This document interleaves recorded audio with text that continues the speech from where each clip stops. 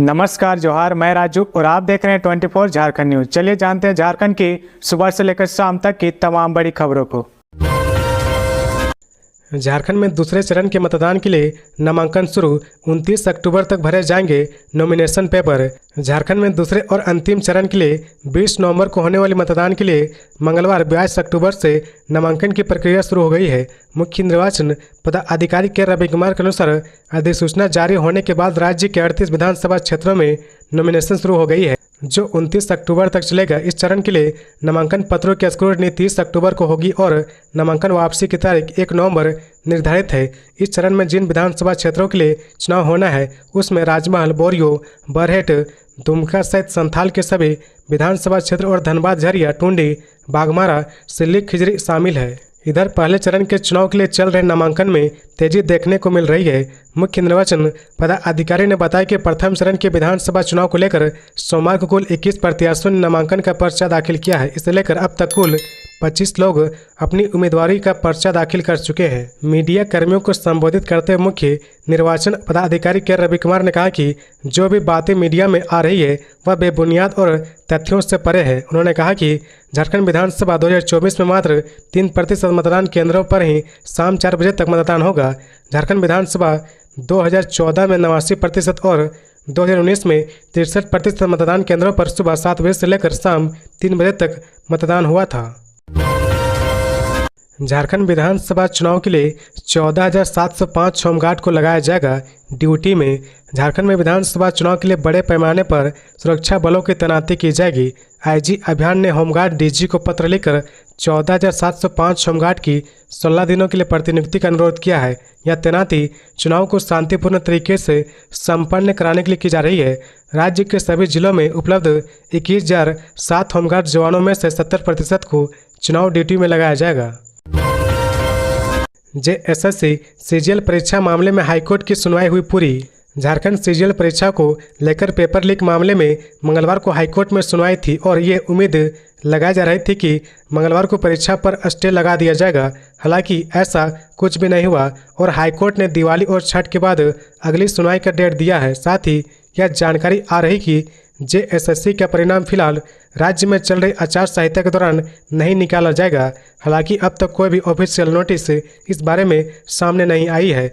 बता दें कि ऐसी जानकारी आ रही कि कोर्ट ने अब तक झारखंड सीजीएल की परीक्षा के परिणामों के लिए स्टे नहीं लगाए और लेकिन अब कोर्ट द्वारा अगली सुनवाई के लिए 3 नवंबर की डेट दी गई है। साथ ही कुछ लोगों का कहना है कि अब राज्य में चुनाव के संपन्न होने तक परिणाम जारी नहीं किए जाएंगे।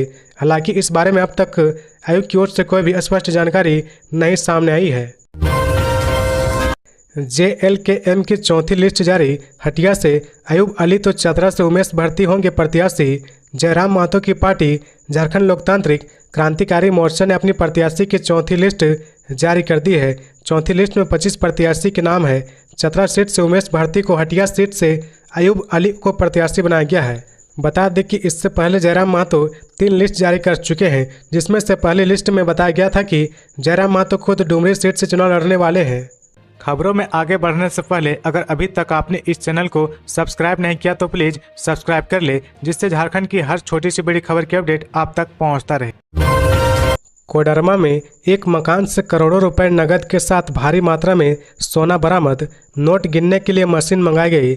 निष्पक्ष व पारदर्शी चुनाव कराने को लेकर कोडरमा पुलिस सक्रिय दिख रही है। सूत्रों के मुताबिक गुप्त सूचना के आधार पर कोडरमा पुलिस ने पत्थलडीहा के बृंदा गांव के एक घर में छापेमारी करने पहुंची है, जहां से करोड़ों रुपए की कैश, भारी मात्रा में सोना के साथ साथ कुछ आपत्तिजनक चीजें बरामद होने की सूचना मिल रही है। हालांकि अभी तक इसकी आधिकारिक पुष्टि नहीं हुई है। बताया जा रहा है कि कोडरमा पुलिस बीती रात से ही छापेमारी कर रही है। बड़ी संख्या में कोडरमा पुलिस ने मकान को घेराबंदी कर रखा है। जिस मकान में छापेमारी चल रही है वह मकान सुखदेव रजक का बताया जा रहा, जिनका हजारीबाग के बरही में एक होटल भी है। इधर छापेमारी की भनक लगते ही मकान मालिक सुखदेव रजक मौके पर से फरार हो गया, जिसकी गिरफ्तारी के लिए पुलिस लगातार छापेमारी कर रही है। कोडरमा एसडीपीओ अनिल सिंह ने बताया कि बीती रात से ही छापेमारी की जा रही है। पूरे मामले की जांच जारी है। कैश गिनने को लेकर मशीन मंगवाया गया है। साथ ही इनकम टैक्स के अधिकारी को भी मौके पर बुलाया गया है। हालांकि कितना कैश और कितना सोना बरामद हुआ है इस पर कुछ भी बोलने से परहेज किया गया। बता दें कि छापेमारी की खबर से पूरे इलाके में तरह तरह की चर्चाएं हो रही है। कोई इसे चुनाव से जोड़कर देख रहा तो कोई इसे मादक पदार्थों की तस्करी से जुड़ा मामला बता रहा। लेकिन फिलहाल पुलिस इस मामले पर कुछ भी नहीं बोल रही है। पुलिस का कहना है कि मामले की जांच की जा रही है। जांच पूरी होने के बाद ही मामला स्पष्ट हो पाएगा। इलेक्शन कमीशन ने कहा, चुनाव में स्कूल बसों का कम से कम इस्तेमाल करें अधिकारी। मुख्य निर्वाचन पदाधिकारी के रवि कुमार ने कहा कि मतदान के दिन सार्वजनिक यातायात को न्यूनतम प्रभावित करते हुए वाहनों का प्रबंधन करें। उन्होंने कहा कि प्रयास यह होना चाहिए कि मतदान दिवस के दिन आम जनों को आने जाने में किसी तरह की कठिनाई ना हो एवं आम जन जीवन प्रभावित नहीं हो। वह मंगलवार को निर्वाचन सदन के सभी जिलों के उप निर्वाचन पदाधिकारी एवं वाहन प्रबंधन कोषांग के पदाधिकारी के साथ ऑनलाइन माध्यम से समीक्षा बैठक कर रहे थे। उन्होंने कहा कि भारत निर्वाचन आयोग द्वारा निर्वाचन के कार्यों में इस्तेमाल के लिए स्कूली वाहनों को भी अधिकृत करने के प्रावधान है। स्कूली बच्चों की कक्षाओं को न्यूनतम बाधित करते हुए केवल पोलिंग पार्टी के आवागमन के लिए ही इन वाहनों का इस्तेमाल किया जाए। उन्होंने कहा कि इसके लिए मतदान दिवस के 13 नवंबर को होने वाले मतदान के लिए 11 नवंबर की शाम में वाहनों को निर्वाचन कार्य के लिए मंगवाया जाए एवं मतदान के अगले ही दिन सुबह में स्कूली बसों को मतदान कार्य से मुक्त कर दिया जाए, जिससे मात्र एक दिन के लिए स्कूलों में वाहनों की अनुपलब्धता हो सकती है। इसी प्रकार 20 नवंबर को होने वाली दूसरे चरण के मतदान में भी स्कूली वाहनों का न्यूनतम उपयोग किया जाए। के रवि कुमार ने कहा कि वाहनों के प्रबंधन में आवश्यकता अनुसार निकटवर्ती जिलों एवं निकट के राज्यों के साथ समन्वय करते वाहनों की उपलब्धता सुनिश्चित कर ले। इसके साथ ही आयोग ने वाहन प्रबंधन प्रणाली में इसका ब्यौरा उपलब्ध कराए। उन्होंने कहा कि वाहनों के इस्तेमाल से संबंधित रिपोर्ट तय समय में मुख्यालय को समर्पित करे। वाहनों के उपयोग के लिए सभी दिशा निर्देश जारी किए गए हैं, उनका अनुपालन करते ही कार्य करें। उन्होंने कहा कि वाहनों के उपयोग के लिए रेट भी तय है, जिसका अनुसरण करते हुए वाहनों को निर्वाचन कार्य में उपयोग करें। के रवि कुमार ने कहा कि विधानसभा निर्वाचन में निजी वाहनों, सरकारी वाहनों अथवा अन्य राज्यों से उपलब्ध कराए गए वाहनों का बताए गए प्रावधानों के अनुरूप ही उपयोग में लाए एवं वाहन प्रबंधन प्रणाली में इसका विवरण देते हुए उनके भुगतान हेतु साथ समय व्यवस्था सुनिश्चित करें। लातेहार में यात्री बस में 15 लाख रुपए बरामद, इनकम टैक्स डिपार्टमेंट को दी गई सूचना। लातेहार जिले के चंदवा थाना क्षेत्र में चलाई जा रही वाहन चेकिंग अभियान के दौरान एक यात्री बस से 15 लाख रुपए कैश बरामद हुआ है। हालांकि यह पैसा किसका है इसकी जानकारी अभी तक नहीं हो पाई है। फिलहाल पुलिस पैसे को जब्त कर बस के यात्री और बस स्टॉप से पूछताछ कर रही है। विधानसभा चुनाव को लेकर लातेहार जिला के विभिन्न थाना क्षेत्र में चेक पोस्ट लगाकर गाड़ियों की जांच की जा रही। मंगलवार को चंदवा थाना क्षेत्र में चेक पोस्ट पर गाड़ियों की जांच की जा रही थी। इसी दौरान रांची से गढ़वा की ओर जाने वाली यात्री बस की जांच के दौरान बस से एक बैग बरामद हुआ है। बैग में लगभग 15 लाख रुपए पड़े हुए थे, जो 500 और 100 के नोट के रूप में थे। पुलिस ने बैग को जब्त करते बस में सवार यात्री से और बस स्टाफ से पूछताछ की। इधर इस संबंध में एसपी कुमार गौरव ने बताया कि विधानसभा चुनाव को लेकर वाहनों की नियमित जांच की जा रही। इसी क्रम में एसआईटी की टीम ने चंदवा चेक पोस्ट के पास जांच के दौरान एक यात्री बस से पैसों से भरा बैग बरामद किया है। एसपी ने कहा कि पुलिस पूरे मामले की छानबीन कर रही। मामले की सूचना इनकम टैक्स डिपार्टमेंट को भी दे दी गई है। मालूम हो कि चुनाव आयोग के गाइडलाइन के अनुसार आदर्श आचार संहिता लागू होने के बाद 50,000 रुपये से अधिक की राशि नकद लेकर यात्रा करने पर जांच के दायरे में आ सकते हैं। पैसे ले जाने वाले व्यक्ति को यह बताना होगा कि पैसे कहां से आए और इसका क्या उपयोग करना है। दोनों का सही प्रमाण देने के बाद ही 50,000 रुपये से अधिक राशि ले जा सकते हैं। गुमला सदर अस्पताल से बाल कैदी फरार, वेंटिलेटर से कूदकर भागा, पुलिस कर रही तलाश। सदर अस्पताल में इलाज कराने आया बाल कैदी पुलिस को चकमा देकर फरार हो गया। पुलिस उसे तलाश करने में जुटी है। सोमवार को बाल कैदी अस्पताल में लाया गया था। दरअसल सोमवार को एक बाल कैदी को रिमांड होम से इलाज के लिए सदर अस्पताल लाया गया था। मंगलवार अहले सुबह वह शौच करने गया, वहीं से वेंटिलेटर का ग्रिल तोड़कर 2 मंजिल इमारत से कूद गया और फरार हो गया। घटना की जानकारी के बाद रिमांड होम गुमला के कर्मियों ने बाल कैदी की खोजबीन की, लेकिन उसका कोई पता नहीं चल सका। इसके बाद पूरे मामले की जानकारी गुमला थाना को दी गई। घटना के संबंध में बताया जाता है कि बाल कैदी सिमडेगा जिला के कुरडेगा प्रखंड से चोरी के मामले में गुमला रिमांड पर आया था, जहां 20 अक्टूबर को उसकी रिमांड होम के अन्य बाल कैदियों के साथ लड़ाई हो गई थी, जिसमें वह घायल हो गया था। इसके बाद उसे पुलिस कस्टडी में सदर अस्पताल में सोमवार शाम भर्ती करवाया गया था, जहां मंगलवार अहले सुबह करीब 5 बजे बाथरूम गया और वेंटिलेटर से ग्रिल के सहारे भाग निकला। पुलिस व रिमांड होम के अधिकारी मौके पर पहुंचकर मामले की छानबीन में जुट गए हैं। इससे पहले भी इस तरह के मामले में 2 महीने पूर्व रिमांड होम से कैदी फरार हो गया था, जो अभी तक फरार चल रहा। वहीं रिमांड होम के कर्मी प्रदीप साहू ने पुष्टि करते हुए बताया कि बाल कैदी की खोजबीन जारी है। शौच के बहाने बाथरूम में घुसा था और फिर फरार हो गया। लोहरदगा पुलिस ने हथियारों के साथ 2 को किया गिरफ्तार। आर्म्स एक्ट के तहत मामला दर्ज। लोहरदगा पुलिस ने बड़ी कार्रवाई करते हुए 4 देसी पिस्तौल, 1 देसी कट्टा और 84 कारतूस के साथ 2 युवकों को गिरफ्तार कर जेल भेज दिया है। लोहरदगा में पुलिस द्वारा विधानसभा चुनाव के पहले शांति और सुरक्षा व्यवस्था को लेकर बरती जा रही सावधानी के कारण यह कामयाबी हासिल की है। इस मामले में पुलिस ने 22 अक्टूबर को रांची जिला निवासी कुंदन गोप उर्फ लंगड़ा और चिरंजीव कृष्ण को गिरफ्तार कर जेल भेज दिया है। इस केस में दोनों आरोपियों पर भंडरा थाने में आर्म्स एक्ट के तहत केस दर्ज किया गया है। उक्त मामले की जानकारी देते हुए लोहरदगा एसपी हरीश बिन जामा ने बताया कि गुप्त सूचना पर छापेमारी कर युवक को गिरफ्तारी की गई है। उन्होंने बताया कि भांडरा थाना क्षेत्र के जमगई रोड पर कुछ युवक भारी मात्रा में आग्नेय अस्त्र ले जा रहे थे। पुलिस ने गुप्त सूचना पर एक टीम गठन किया और जमगई रोड पंडरिया में आम बागान के पास से दोनों आरोपियों को गिरफ्तार किया। बंगाल की खाड़ी में तैयार हो रहा तूफान, फिर बदलेगा झारखंड का मौसम, होगी मूसलाधार बारिश। झारखंड का मौसम फिर बदल सकता है। 2 दिन तक फिर से झारखंड में बारिश होने की संभावना बन रही है। दरअसल बंगाल की खाड़ी में ऊपर बना निम्न दबाव का क्षेत्र बीते दिन सोमवार को और मजबूत हो गया। मौसम विभाग ने कहा कि 23 अक्टूबर तक इसके चक्रवाती तूफान में बदलने की पूरी संभावना है। यह तूफान उड़ीसा के पुरी और पश्चिम बंगाल के सागर द्वीप के बीच से गुजरेगा। भारत मौसम विज्ञान विभाग ने अपने ताज़ा अपडेट में बताया कि मौसम की यह प्रणाली अपनी गति जारी रखते हुए 24 अक्टूबर की रात और 25 अक्टूबर की सुबह के समय एक गंभीर चक्रवाती तूफान के रूप में पुरी और सागर द्वीप के बीच उत्तरी उड़ीसा और पश्चिम बंगाल के तटों को पार कर सकती है। इस दौरान उड़ीसा समेत कई राज्यों में मूसलाधार बारिश हो सकती है। बंगाल की खाड़ी के दक्षिणी हिस्से में बढ़ने वाले चक्रवाती तूफान के कारण पश्चिम बंगाल और उड़ीसा के अलावा झारखंड के मौसम में भी बदलाव की संभावना है। मौसम विभाग ने कहा कि राजधानी रांची समेत कई और जिलों में 23 अक्टूबर से मौसम में बदलाव नजर आएगा।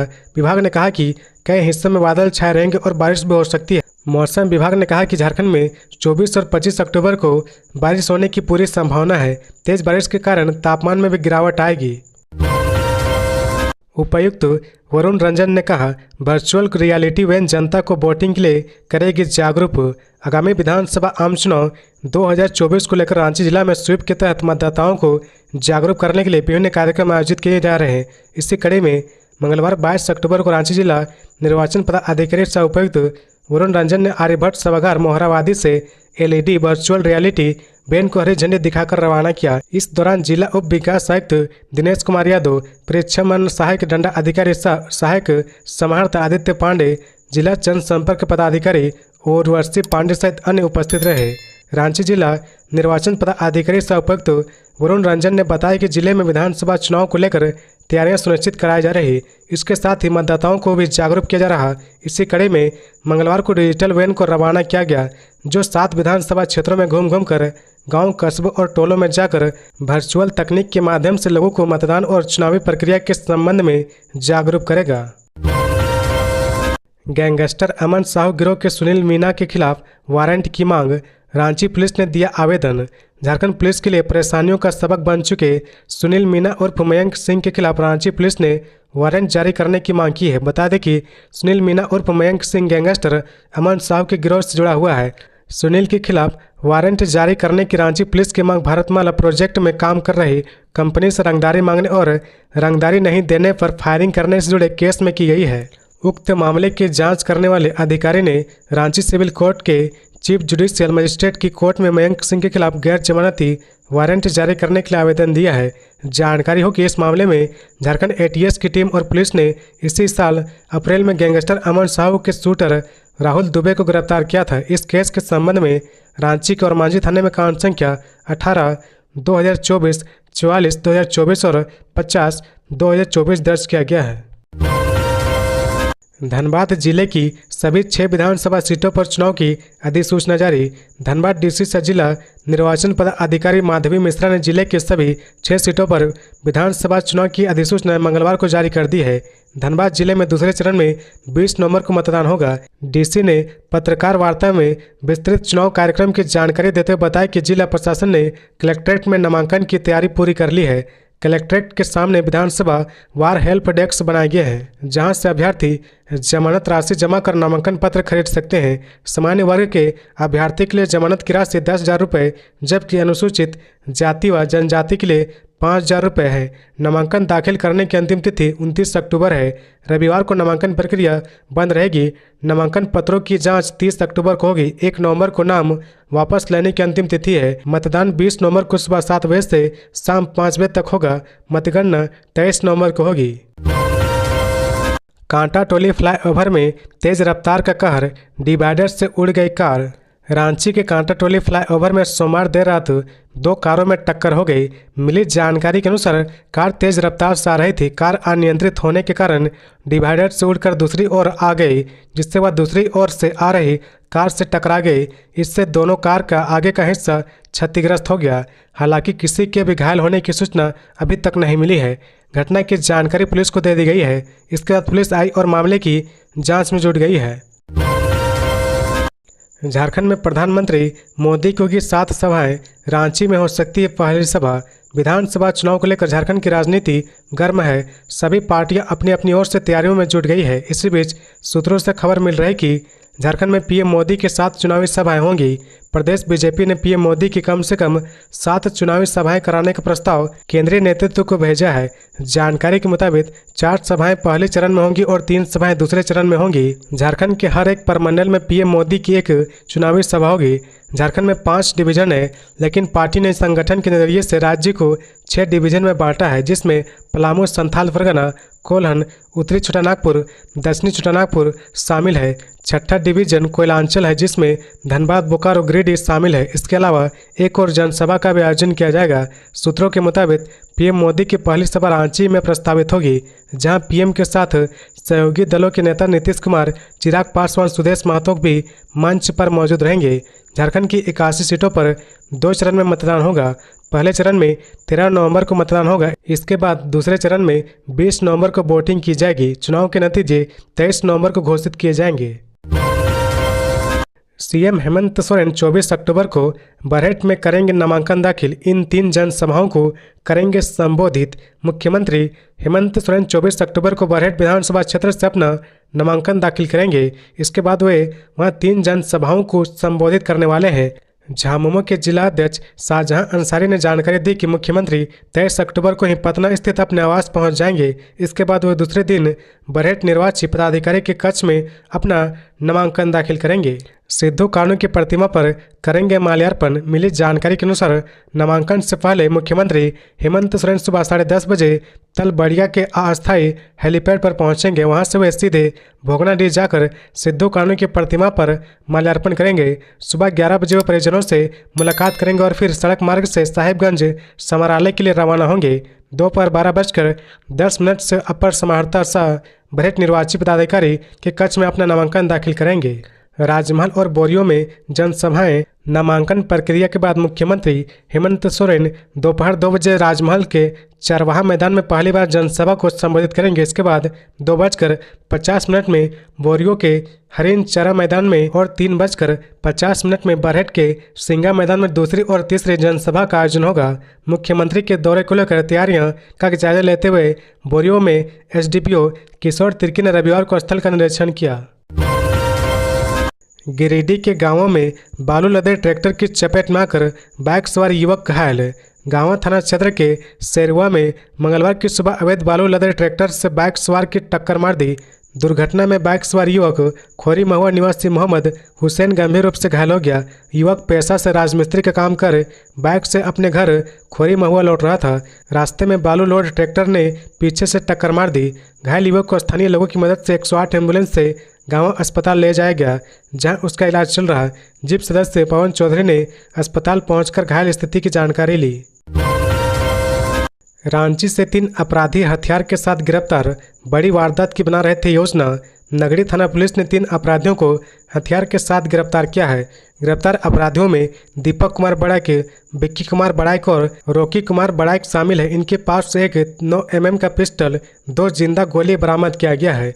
डीएसपी अमर कुमार पांडे ने बताया कि आगामी विधानसभा चुनाव के मद्देनजर अपराधियों के विरुद्ध चलाए जा रहे छापेमारी अभियान के क्रम में एसएसपी को गुप्त सूचना मिली थी कि बारीडीह गांव में दीपक बड़ाइक अपने साथियों के साथ आपराधिक घटना को अंजाम देने की योजना बना रहा है। सूचना का सत्यापन और आवश्यक कार्रवाई के लिए नगरी थाना प्रभारी अभिषेक राय के नेतृत्व में एक छापेमारी टीम का गठन किया गया। टीम उक्त स्थान पर दीपक बड़ाइक के घर पहुंची और घर को चारों तरफ से घेर कर दरवाजा खुलवाया तो घर के अंदर से 3 युवक बाहर निकले। पुलिस को देखते ही भागने का प्रयास करने लगे। टीम में शामिल पुलिस पदाधिकारी और पुलिसकर्मी के जरिए भागने का प्रयास कर रहे 3 युवक को पकड़ा गया। पाकुड़ के 3 विधानसभा क्षेत्रों के लिए अधिसूचना जारी, 29 अक्टूबर तक लिए जाएंगे नामांकन पत्र। पाकुड़ जिले के 3 विधानसभा क्षेत्र सामान्य पाकुड़ एवं अनुसूचित जनजाति सुरक्षित लिट्टीपाड़ा और महेशपुर में अंतिम चरण में 20 नवंबर को चुनाव होना है। चुनाव को लेकर मंगलवार को जिला निर्वाचन पदाधिकारी सह उपायुक्त मनीष कुमार ने अधिसूचना जारी कर दी है। समाहरणालय के सभागार में तीनों विधानसभा क्षेत्रों के निर्वाचित अधिकारी और पुलिस अधीक्षक की मौजूदगी में संवाददाता सम्मेलन के दौरान जिला निर्वाचन पदाधिकारी ने अधिसूचना जारी कर दी है। उन्होंने बताया कि अब प्रपत्र 6, 7 एवं 8 स्वीकार नहीं किए जाएंगे। नामांकन प्रपत्र 29 अक्टूबर तक जमा लिए जाएंगे और नामांकन वापस लेने की तिथि 1 नवंबर तय की गई है। जिला निर्वाचन पदाधिकारी ने बताया कि 26 और 27 अक्टूबर को नामांकन की प्रक्रिया नहीं होगी। मौके पर पुलिस अधीक्षक ने बताया कि आदर्श आचार संहिता के दौरान नगद 13 लाख से 3 करोड़ 65 लाख रुपए के शराब और ड्रग्स जब्त किए गए हैं। आईटीबीपी की 4 कंपनी पाकुड़ जिले को मिली है। बीजेपी ने 35 सीटों पर बदले चेहरे, 18 वर्तमान विधायक को फिर से दिया टिकट। भाजपा ने 66 सीटों पर प्रत्याशी के नामों की घोषणा कर दी है, जबकि 2 सीट पर फिलहाल घोषणा नहीं हुई है। भाजपा ने जिन 66 सीटों पर उम्मीदवारों के नामों की घोषणा की है, उनमें से 35 सीटों पर नए उम्मीदवार को उतारा है। 35 नए उम्मीदवारों में 17 अनुसूचित जनजाति के लिए आरक्षित सीट है। राज्य में अनुसूचित जनजाति के लिए कुल 28 सीटें आरक्षित है। इनमें से एनडीए के गठबंधन के तहत भाजपा को 25 सीटें मिली है। इन 25 में से भाजपा ने 24 पर अपने उम्मीदवार के नामों की घोषणा कर दी है। एसटी की 24 सीटों पर भाजपा ने प्रत्याशी की घोषणा की है, उनमें से 17 पर नए चेहरे हैं। 25 अक्टूबर को विश्रामपुर से नामांकन दाखिल करेंगे ब्रह्मदेव। ओबीसी एकता अधिकार मंच ने प्रेस कॉन्फ्रेंस आयोजित किया। झारखंड प्रदेश के केंद्रीय सचिव गोरखनाथ चौधरी ने बताया कि ब्रह्मदेव प्रसाद को विरोधियों द्वारा दुर्घटना का रूप देकर हत्या करने का प्रयास किया गया, लेकिन विश्रामपुर की जनता के आशीर्वाद से वे सही सलामत रहे। उन्हें दोबारा जीवन प्राप्त हुआ है। ब्रह्मदेव प्रसाद 25 अक्टूबर को विश्रामपुर विधानसभा क्षेत्र से नामांकन दाखिल करेंगे। विश्रामपुर विधानसभा क्षेत्र की जनता से आग्रह की नामांकन कार्यक्रम में आप हजारों की संख्या में पहुंचकर ब्रह्मदेव प्रसाद के हौसला को बुलंद करें और जीत के लिए आशीर्वाद दें। कहा कि आज विश्रामपुर विधानसभा क्षेत्र में एक भी सड़क नहीं है, लोगों को अच्छा पानी पीने के लिए पेयजल उपलब्ध नहीं है। कहा कि विश्रामपुर में दर्जनों कॉलेज बनाकर केवल एक कमाई के जरिया बनाया गया है, लेकिन विश्रामपुर क्षेत्र के एसटी, एससी, ओबीसी और माइनॉरिटी छात्रों के लिए एक भी इंजीनियरिंग कॉलेज, आईटीआई कॉलेज और मेडिकल कॉलेज का स्थापना नहीं हुई है। कहा कि अब की बार जनता जाग चुकी है, इसका मुंहतोड़ जवाब 13 नवंबर को वोट के माध्यम से देने का काम करेगी। 5 सीटों पर चुनाव लड़ने का माले ने किया ऐलान। बगोदर से फिर विनोद सिंह होंगे प्रत्याशी। झारखंड में इंडिया गठबंधन के प्रमुख सहयोगी दल भाजपा माले ने ऐलान कर दिया कि पार्टी हर हाल में 5 सीटों पर प्रत्याशी देगी। दरअसल सोमवार को पार्टी मुख्यालय में इस बाबत प्रेस कॉन्फ्रेंस आयोजित की गई थी। वहीं इस बात का ऐलान किया गया है।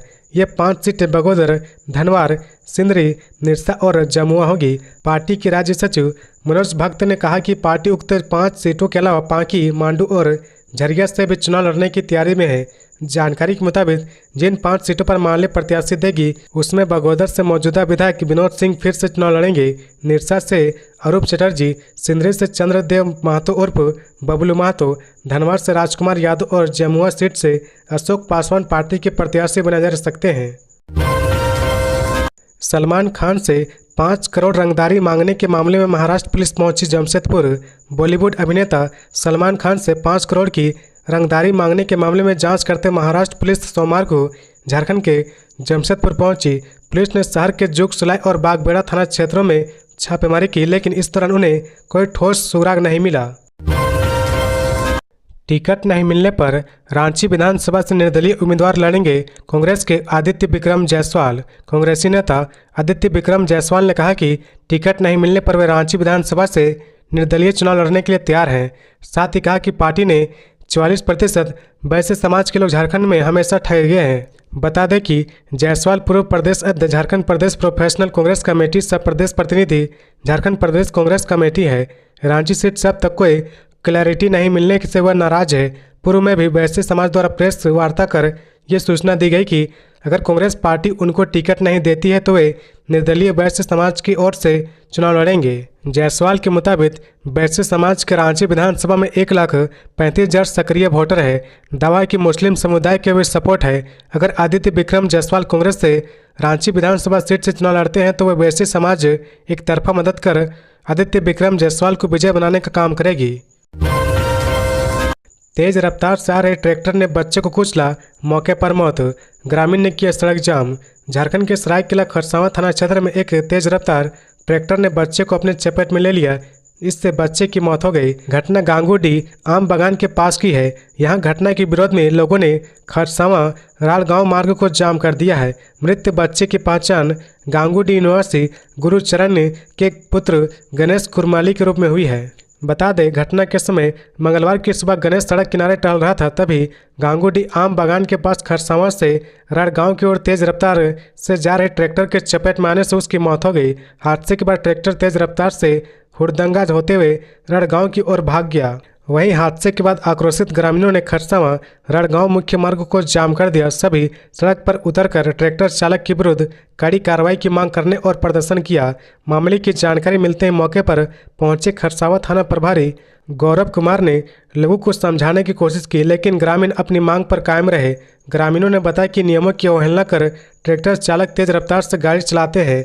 इस कारण क्षेत्र में अक्सर दुर्घटनाएं होती, इस पर रोक लगानी जरूरी है।